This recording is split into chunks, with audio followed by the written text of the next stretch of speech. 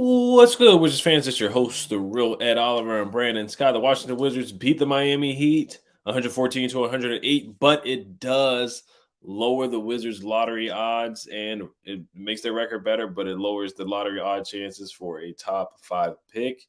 Uh, Daniel Gafford has another great game. We're going to talk about him and his ceiling. And let's just talk about the standings and how the Wizards fans feel about it. Let's get to it. You are Locked On Wizards, your daily Washington Wizards podcast. Part of the Locked On Podcast Network, your team every day.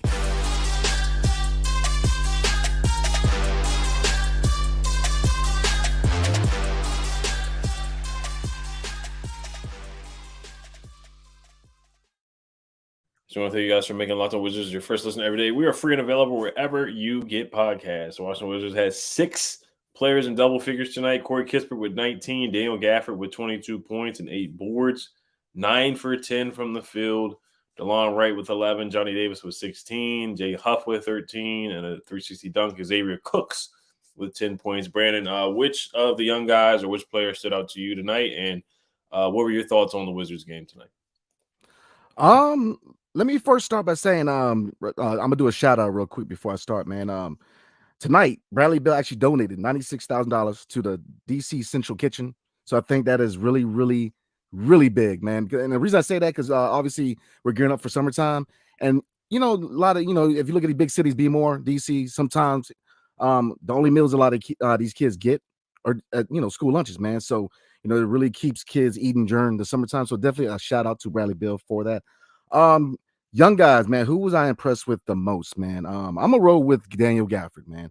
His matter of fact, I'm gonna go ahead and adopt Gaff. That's gonna be my guy. I mean, and the reason I say that, man, because I respect his hustle, man. He's worked on his game. I love his passion. I love his game. Look at his range. He's starting to span his range. It's not like he hit one jumper. Brother man hit 4 or 5 jumpers, man, and with ease. I mean, he's working on his game. He had a turnaround jumper. I'm just saying. And the fact that he's starting to put the ball on the floor now, his athleticism at the center position shows. Man, I like what I see from Gav the second half of the season, man. He's really going to fit nicely on this team going forward. Johnny Davis, 16 points, but he did struggle a little bit with his shot, 7 for 20. But the good thing about that is he didn't hang his head down. He kept the dog in him. He kept shooting, he kept driving, and that's what you want to see from a young guy, man. Because if you look at him and many, other young guys such as Denny Avia, man, where when they struggle, they kind of get low on themselves, and the confidence kind of gets low. You didn't see that tonight, man. Johnny Davis kept with it. He struggled, but he kept shooting the ball. But again, mostly impressive showing from a very young squad. Kispert 19 points. Gil kind of struggled. DeLon, did what DeLon does, just like Jordan Good with 6 points, but his hustle always shows. Quinn Jackson kind of struggled, but let me tell you, man, Jay Huff, he might have played himself into a contract. I'm just saying, like, he looks good out there, and he can step back and hit a 3. I mean, I like the position that our center position is in. With KP, Gaff, and Jay Huff. Obviously Taj Gibson. The chance of him being back are pretty much nil. But I like these 3 guys at the center position. That's the one position on this team that we really don't have any issues because you have 3 guys who can be highly productive for this team going forward. So, I like what I see from these young team, man. They're starting to get minutes, and Johnny Davis, man, it's really, really cool to see how he's, struggled so much early on, fought his way up through the G League, and now he's putting quality work in. So, hey, my hat goes off to this young squad, man. Yeah, Gaff has played well. He's expanded his game. He's knocking down the mid-range. He's knocking down a mid-range shot now. Just trying to work on things. Of course, he's banging down low, being physical against Cody Zeller, getting a couple dunks, a couple boards, 8 boards. Didn't even play in the fourth quarter. Didn't need to. Probably shouldn't have anyway. Honestly, the Wizards winning this game. It's a meaningless game. I'm happy that the young guys are developing. Gafford's developing. Corey Kispert's getting minutes. Johnny Davis is developing. Honestly, DeLon Wright is a guy that I was surprised to see that he played tonight. Just looking at the Heat roster, look at the guys that did not play. Tyler Hero did not play. Kyle Lowry did not play. Of course, Jimmy Butler did not play. Bam Adebayo did not play. Numerous guys on the Miami Heat just did not even suit up and play tonight. So I was just surprised that the Wizards even suited up DeLon Wright. or really even Daniel Gafford a little bit. Maybe they could have just let Jay Huff play the whole game. And I think the Rockets game that we're going to on Sunday afternoon, I think they're just going to let Jay Huff play. And I'm just guessing, but I think we saw Gaff play really well. And now the lottery standings, they obviously the Wizards, they just don't care. And it's so weird because they shut down Brad, they shut down Kuzma, they shut down Denny, they shut down Porzingis, and it looked like they were actually trying to lose games. But tonight, you play guys that are better than the Heat guys. Like Gafford's going to dominate against Cody Zeller. DeLon Wright's going to have a good game if he plays. And they play the veterans that were getting big minutes for the Wizards, and it's just kind of confusing with the direction of the team. I guess we can talk about that a little bit later. I know a lot of people in the comments are probably talking about it right now in the comment section, but yeah, just from a game standpoint, the Wizards, they started off hot. They were blowing the Heat out for a good portion of the game. They're up by 23 points. And of course, Victor Oladipo had 30 points, and they actually came back and they cut it to 6. We returned the ball over a little bit. It kind of looked like one of those Wes Unseld Jr. games where we blow a 15-point lead. But yeah, Gaff was dominating, man. He's playing really well. As if they had 25 points last game, now 22 tonight through 3 quarters. Probably could have finished the game with 30 points if he played the whole game. 9 for 10, 8 rebounds. Corey Kispert playing well, 19 points, with 3 threes. Johnny Davis, he was a little up and down, struggled tonight, took 20 shots. It took him 20 shots to get to 16 points. It's not efficient at all. 2 for 8 from the three-point line. He had a fast break layup, missed that. There was one pull-up jumper where he didn't even shoot with his real form. He just kind of forced it and threw it up there. But these are the games where he has to get that stuff out of him, the bad stuff out of him, getting his confidence up, seeing what works, seeing what doesn't. That's why I'm excited to see him in the summer league. And DeLon Wright played well, but that's why I said I was like, I don't know if he really needed to play in this game, to be honest. Kendrick Nunn, 7 points, got up 6 shots. Jay Huff, like you said, he can really knock down a 3. 1 for 2 from the three-point line, just really good finishing around the rim. Couple dunks, 360 dunk at the end. Was it kind of, the NBA class rule where people, when they dunk at the end of the game, other teams get mad if they do? Since we were already winning, who cares? And Xavier Cooks, he stood out to me tonight. 10 points, 9 boards. He was athletic, running around, had a couple putbacks, made a couple free throws. I'm intrigued with him. Can't really shoot the 3. Doesn't really dribble much at all either. Kind of, some people compare him to Joakim Noah, but he's not as tall as Joakim Noah. He's an intriguing player for sure. Jordan Goodwin got injured. 6 points, 9 boards, 4 assists. Quentin Jackson, he struggled tonight a little bit. 3 turnovers, was a minus 11 tonight as well. I think he had the worst plus minus on the team. Xavier Cooks actually had the worst plus minus with minus 22, but Quentin Jackson, he struggled tonight with 3 turnovers, minus 11. Had to travel. I want to say he had a double dribble, and then he had a 5-second violation. And then Isaiah Todd, once again, getting the DNP. Like, what's going on with him? Do the Wizards want him there or not? Are they going to develop him? What's the plan with this guy? On the bench again. Why is he not playing? Look at the Heat, when they have their G League team out there, why can't Isaiah Todd play? So it's just really weird to me, the situation with Isaiah Todd. Either have him here in the all season, just trade him, or let him go. They need to make a decision with him. So that's my main takeaways from the game. Up and down game for Johnny Davis. Good game for Kispert, and once again, Daniel Gafford dominated. Anthony Gill looked a little aggressive in the beginning of the game too. Yeah, but in that so Wizards, we were talking about that before the podcast, man. In that so Wizards, that even when we win, we lose. It's just division. But what the fact is, I'm not even like harping on that because I'm not even surprised. Like I know how this team rolls, man, and I'm not even surprised. Like, where was this fight at earlier in the year? But it's all good. I'm not tripping too much, because I never thought we had a chance at, the top 5 guys, the impact guys. I think that, and obviously we have plenty of time to talk about it. But I think that, point guard is the emphasis for this offseason. I think we're still going to be in good position to get either Black or Casey Wallace out of Kentucky, man. So I'm not stressing too much, because I never thought we had a chance at Wemby. Never, maybe one of the Thompson twins we were talking would have been a good pick because of their athleticism.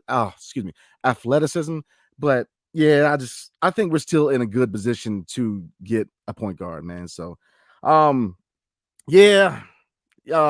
Cooks. I didn't talk about Cooks too much. Cooks, man, he's athletic. Like I said, he's the shot's just not there.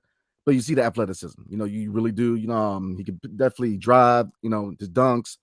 So looking at the Sun squad in closing, man. Right before we move on, man. Yeah, I like what I see from this young squad. It's about time they got some minutes, and Johnny Davis, really looks like he's a solid part of this team going forward. So I'm happy, man. Mm-hmm. Yeah, so Xavier Cooks, he got the contract with, I think it's like a 4-year, $6 million contract. Yeah. It looks like that he's basically going to replace Isaiah Todd. Isaiah Todd can shoot threes though. So it looks like they're really shifting the focus to Xavier Cooks. Now, talking about the standings, the Pacers and Magic, they lost tonight, or they're losing at the time. I got to look at the scores. Now it drops the Wizards to the 8th best lottery odds. So, and I really think the Wizards are going to be the Rockets on Sunday night. So it looks like the Wizards are once again most likely going to get the 9th pick of the draft, which is what they are known for. Yeah, the 1, 2, 3, 4, 5, 6, 7, 8. Yes, the Wizards are the 8th worst team in the NBA. The Utah Jazz are 36 and 44. So the Jazz have 2 games left. So we could be 36 and 46, and the Jazz could be 36 and 46. I think we lost to the Jazz both times. I think we split with the Jazz. So I don't know how the tiebreaker would go there for the lottery odds, but I do want to read a quick quote from Wes Unseld Jr. about Isaiah Todd. Talk a little bit more about Gafford. We'll get to comments and wrap it up tonight. It will be a quick episode for tonight. But before we do get to that, tonight's episode is brought to you by Nissan. Nissan's most electric player of the week is brought to you by the all-new, all-electric 2023 Nissan Ariya. My player of the week is Daniel Gaffords, 25 points last game, 22 points tonight. He dominated 8 boards, had a double-double last game. He's played really, really well, expanded his range to the free throw line, a free throw line jumper, and nice dunks, dunking on people.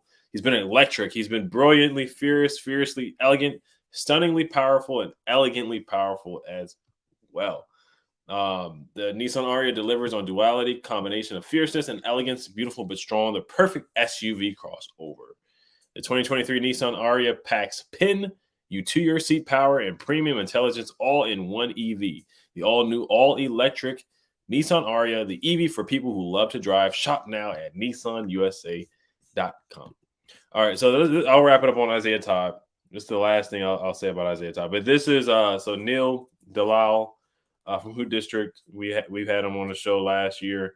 He asked Wes Unseld Jr. again, why so few minutes for Isaiah Todd during development games, and the reasoning became they want to look at other guys as they have a sense of what Isaiah Todd can do given 2 years he's been in the organization. So that's a really rough answer for me, saying that they already know what he can do. So we know basically what I get from that answer from Wes Unseld Jr. is that we know what he can do to the point where we don't want to see him play anymore.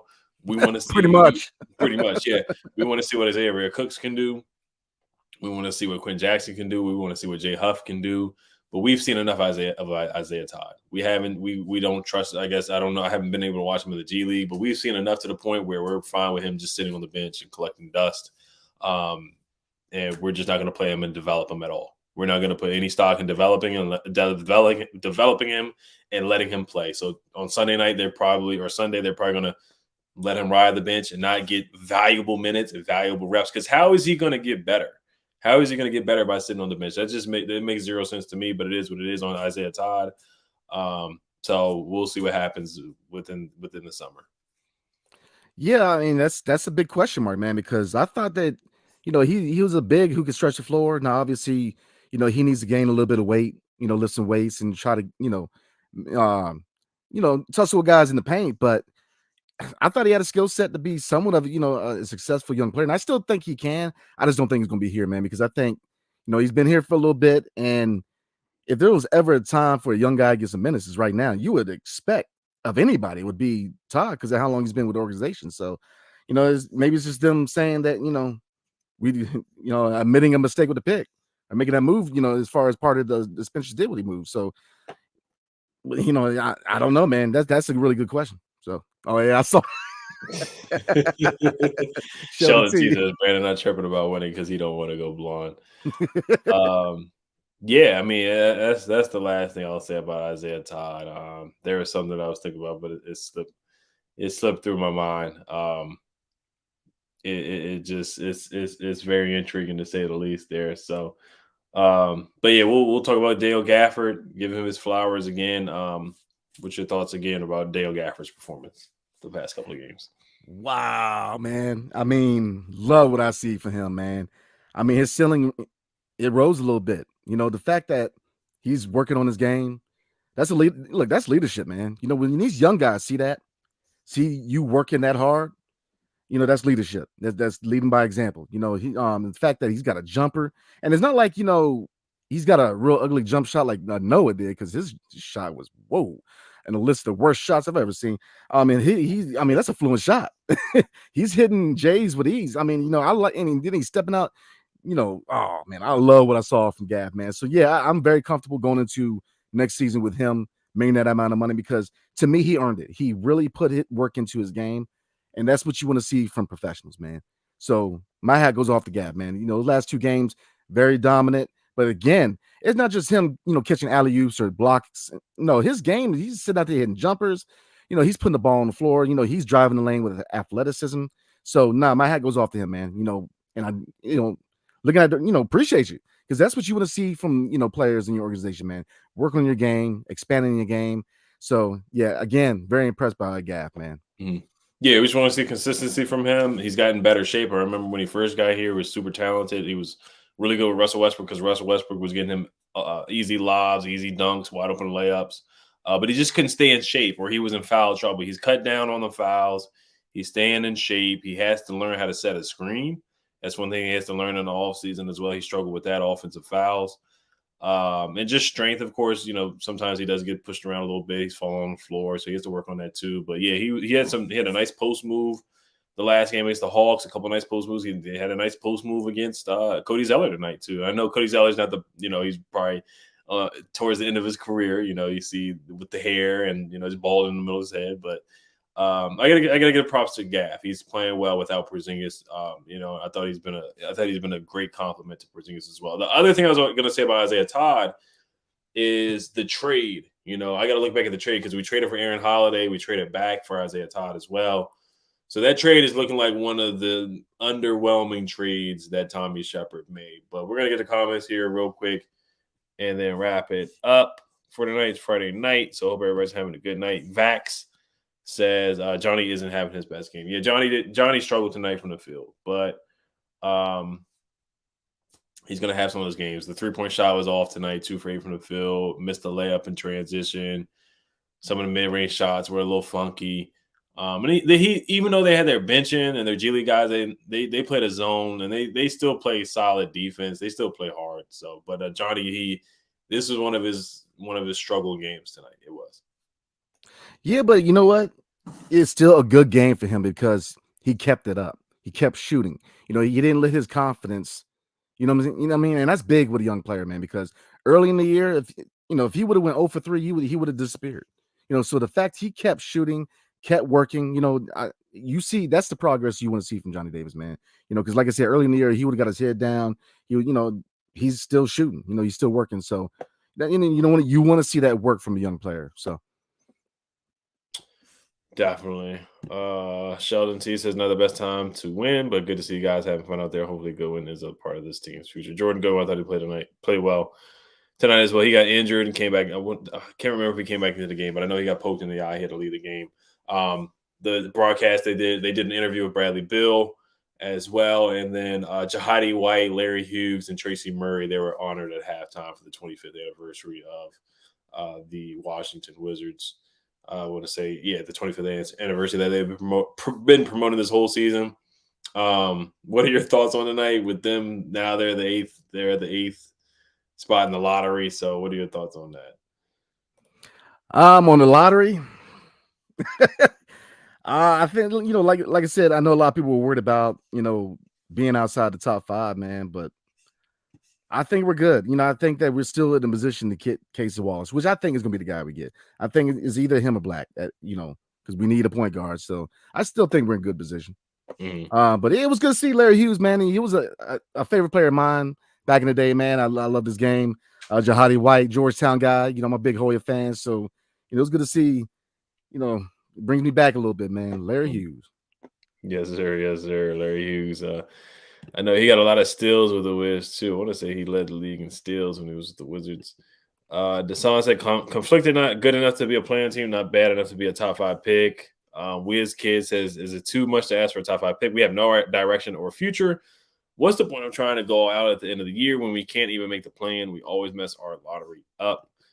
Everybody's basically saying the same thing. Denny Doncic, I guess saying Luka Doncic or Denny Doncic doesn't understand why the Wizards try to win at the end of the year when it's too late. This must be why Bill Simmons gave us the worst, dumbest franchise of the year award. We'll probably talk about that later, about what he said on the podcast. It was so funny because the day after he said that, we beat his favorite team, which is the Celtics, and he was like, "Oh, that's the worst loss of the year." So he basically jinxed his team and had us beating. And that win is kind of coming back to haunt us, beating the Celtics as far as the lottery, because that was a game that they definitely could have tanked and just let it go. But the Wizards played one of their better games. It is frustrating. Like, you beat the Celtics with Jason Tatum, Jaylen Brown. We can barely beat the Celtics when we have Bradley Beal and Porzingis. It usually ends up with Bradley Beal laughing with Jason Tatum after we lose by 20 points.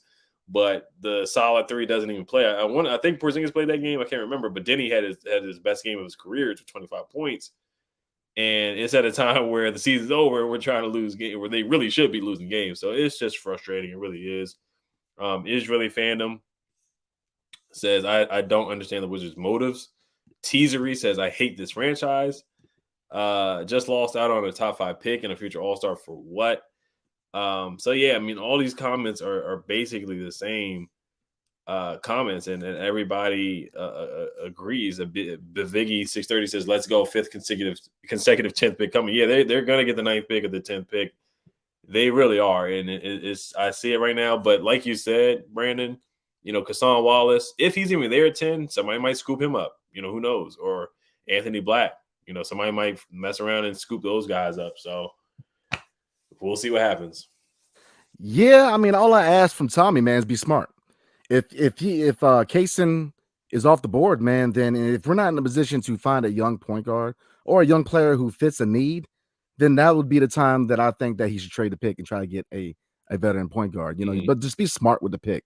If you can't get a young point guard, or like I said, or a guy who could fit a need, because we got a couple of big needs, especially if they try to run it back with this solid 3. So, be smart with it. If you can't get Kaysen, if you can't get Black, trade a pick, try to get a vet guy. Just don't bring back a daggone combo guard. That's all I ask. Bring me a real point guard. That's all I ask, Tommy. Right. Russ Coopin says Cooks has some great no look passes. He does. He has a good feel of the game. There's some really good comments in here, but we're probably gonna read them in another episode. Ben says, I'm tired of the freaking 9th pick. That crap gives me PTSD. Danny needs to change his jersey number 2. Yeah, I mean, everybody's echoing the same thing. Deshaun says, do you think players listen to this show or see the comments on Wizards Twitter? We were ranked 2nd angriest fan base this year. Someone needs to speak out in the locker room that we need change. So yeah, I mean, I don't know if players listen, but you just never know. A lot of players are plugged into social media these days. A lot of players say that they don't listen, they don't get on Twitter, but that's not true. Players respond to fans on Twitter. You look at Kevin Durant; he had a burner account, because he was concerned about what fans were saying. Bradley Beal, his family, they do listen to, I don't know if they listen to our podcast, but we've seen Bradley Beal's wife speak out about things that were said on Twitter, or some of his family members speak out, whether it was positive or whether it was bad.